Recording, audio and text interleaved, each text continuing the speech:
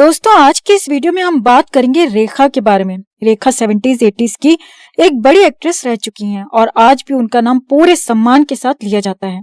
लेकिन इस बॉलीवुड में शायद ही कोई ऐसा कलाकार हो जिसका सीक्रेट ना हो। बस फर्क इतना है कि किसी के छुप जाते हैं तो किसी के छप जाते हैं। रेखा के बारे में कहने को काफी कुछ है, लेकिन आज की वीडियो में हम आपको रेखा के पूरे जीवन की कहानी नहीं बताएंगे। आज हम बात करेंगे सिर्फ रेखा और मुकेश अग्रवाल की शादी और मुकेश अग्रवाल की मौत के बारे में। रेखा के जन्म से लेकर अब तक उनके जीवन में इतने उतार चढ़ाव आ चुके हैं कि शायद ही किसी और कलाकार की लाइफ में आए हों। रेखा के जीवन को हम अलग अलग पार्ट्स में बताएंगे, लेकिन आज की वीडियो में रेखा और मुकेश के बारे में।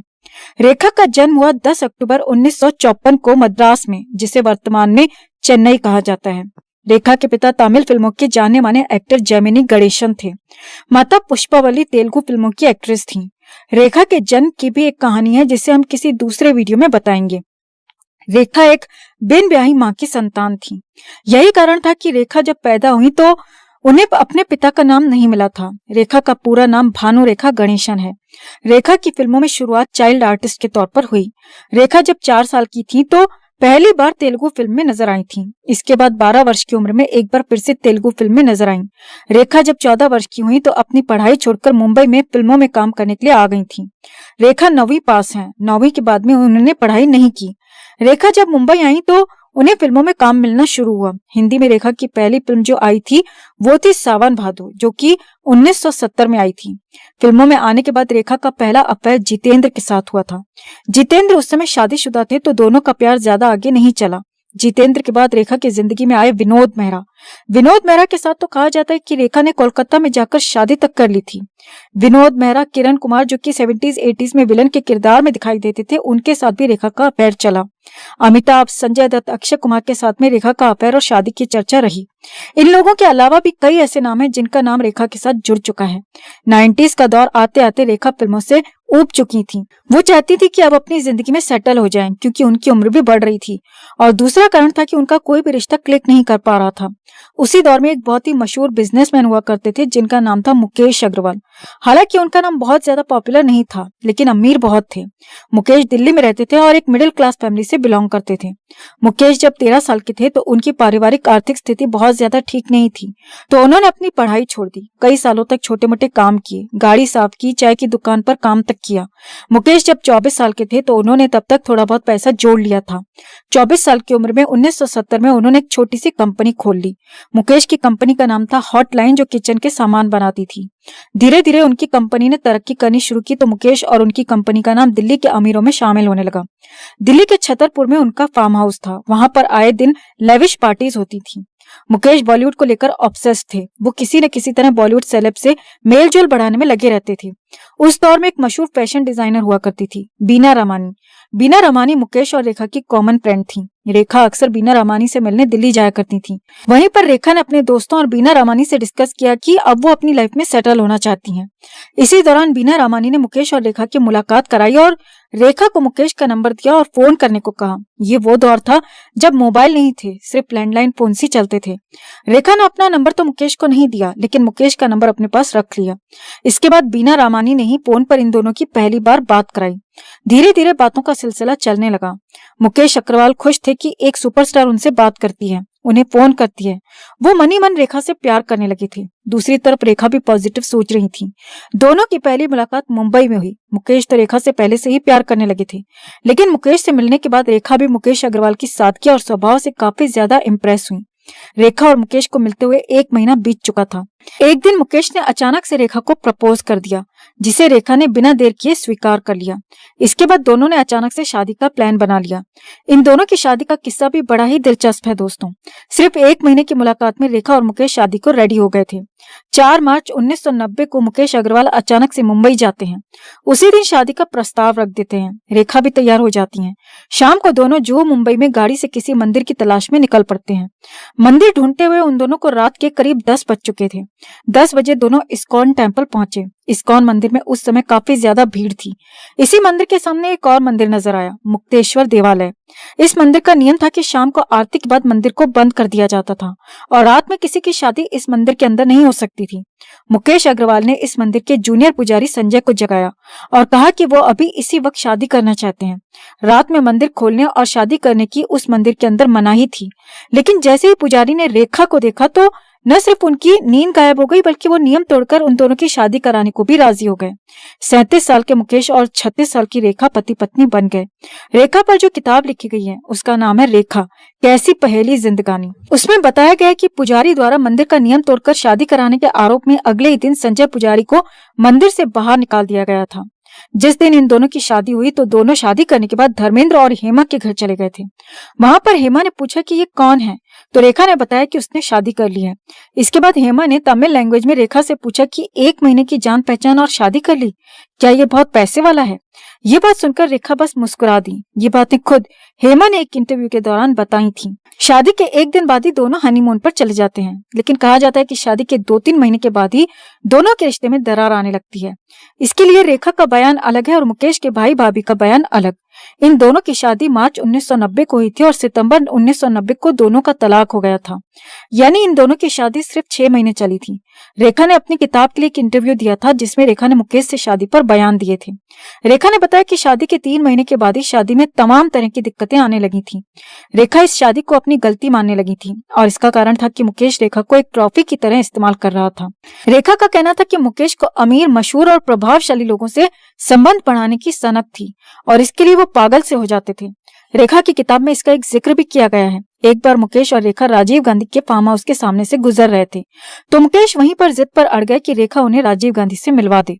मुकेश ने रेखा से कहा कि चलो एक बार अंदर चलकर हेलो बोल देते हैं, मुझे ऐसे लोगों से जान पहचान की सख्त जरूरत है, लेकिन रेखा ने इससे मना कर दिया। इसके बाद एक और किस्से का जिक्र है। एक बार मुकेश रेखा को ग्वालियर ले जाने की जिद पर अड़ गए, जहां कांग्रेस के कदावर नेता माधव राज सिंधिया क्रिकेट मैच का आयोजन कर रहे थे। मुकेश का कहना था कि सिंधिया मेरे बिजनेस में बहुत ज्यादा काम आ सकते हैं।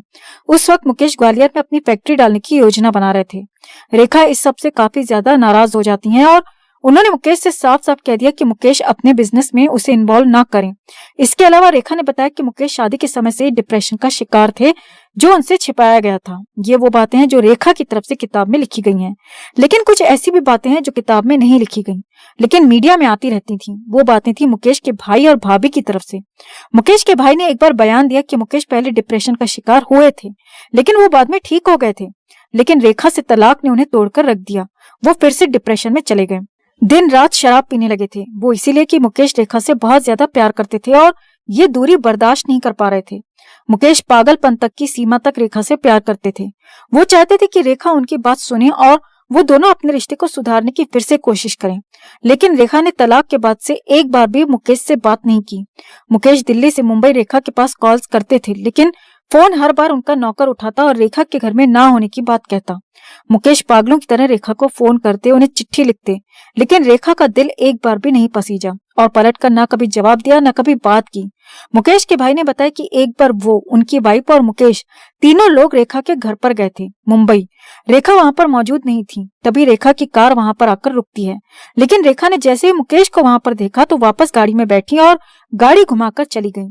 इसके बाद मुकेश रोते हुए रेखा की गाड़ी के पीछे भागने लगते हैं।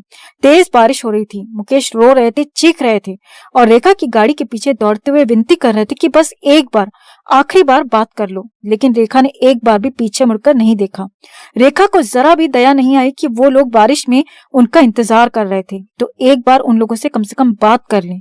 मुकेश की भाभी ने अपने करीबी दोस्त और एक्ट्रेस दीप्ति नवल को बताया था कि उस रात बहुत तेज बारिश हो रही थी, हम सब बुरी तरह से भीगे हुए थे, उनकी आंखों में आंसू थे। वो रेखा के पीछे दौड़ते हुए इतनी जोर जोर से चीख रहे थे कि अगले दिन उनका गला बैठ गया था, यानी मुकेश का। लेकिन रेखा ने एक पल के लिए भी मुड़कर नहीं देखा।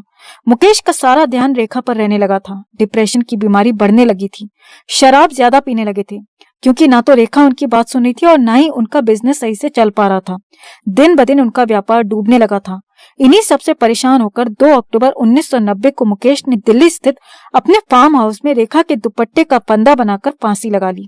फांसी की खबरें जैसे ही रेखा के पास पहुंची वैसे ही मीडिया में आग की तरह फैल गईं।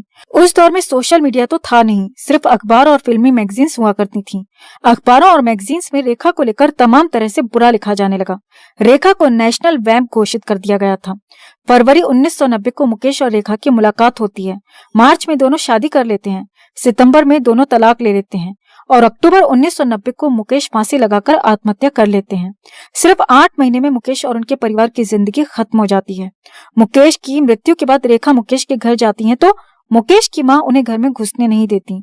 3 अक्टूबर 1990 को मुकेश की मां और भाई मीडिया में एक बयान देते हैं जिससे रेखा उस दौर में घर घर में वैम्प के रूप में फेमस हो गई थी।